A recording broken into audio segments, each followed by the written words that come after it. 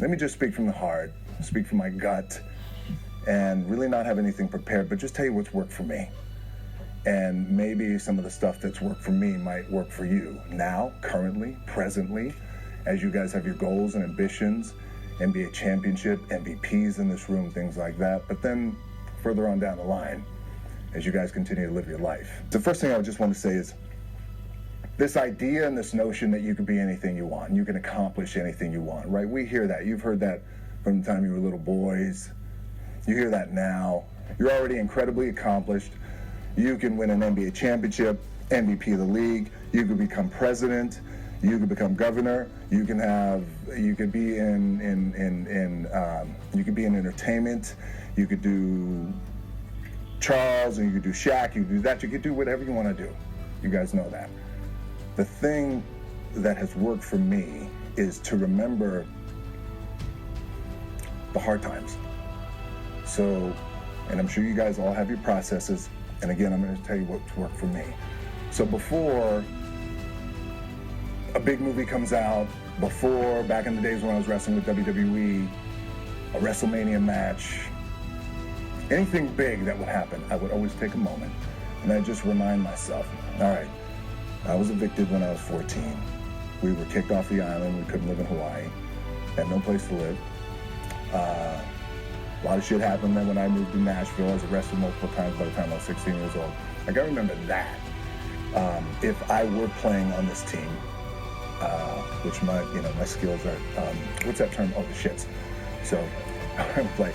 But before I lace up, before I get on the court, before I play in these big games, before I go to the Staples Center, where history says those are historic walls there at the Staples Center, I would remember that. And it allows me then to be present in the moment and understand, holy shit, the stuff I have around me right now, this is the shit that I dreamed of when I was a kid.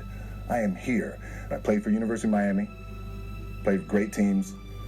Warren Sapp, Ray Lewis, they were my teammates. They were balling. Warren Sapp was playing tight end that time. I was starting defensive tackle. Yeah. They moved him over to D-line. And he looked at me, he's like, yo, dude, I'm gonna take your spot. I said, you ain't taking my fucking spot. He said, I'm gonna take your spot. I said, no, you ain't. We battled, and he took my spot. Now you can imagine how that fucked with me, because there goes my opportunity. He went in, switched to defensive tackle, lit the world on fire. Well, what that did, it crushed me, it crushed my dreams. I had a piss poor senior year, zero production, no NFL, no combine invite, nothing. Finally went to the CFL. Calgary Stampeders, making $250 a week Canadian.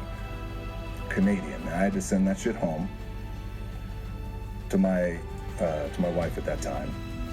Had no money. So I remember that.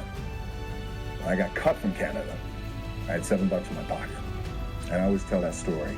So now my production company is $7, advertising agency is $7, everything is $7. So I always remember that. What helps me is to keep the hard times in the front of my mind, because it allows me to go into these big moments that I've worked my ass off, and you guys have worked your ass off. It allows me to go into these big moments with a different perspective. What it also does for me, and again, this is what works for me. Like, I keep my back, excuse my language, my back is up against this motherfucker. Every day, it's against this fucking wall. Excuse my language. But it's up against this motherfucker because it's what I believe in. And when my back is against this motherfucker, then there's nowhere to go. But that way. That's it. So I feel like this could be something, an ideology mindset that could help you, if you look at it that way. Because you made it already. We made it. We're successful boys, and we're lucky boys to be where we're at. Oh, you guys made it. Everybody's rich in the room. Nobody's gonna get evicted anymore. Anything you got, there's no more money problems, right? You got a lot of hands out now. Can I get a little bit? Can I get a little bit? Right, that happens. But when you make it, for me, I need this. I need this. So every day, my back is up against this motherfucker, and this is how I operate. Now, doesn't mean you don't smile, doesn't mean you don't laugh and joke, quote, right? You're happy, I'm a happy guy. But when it comes to business and when it comes to executing, it's up against this. And I got to go that way. And I don't give a fuck who is in front of me. They're not going to stop me.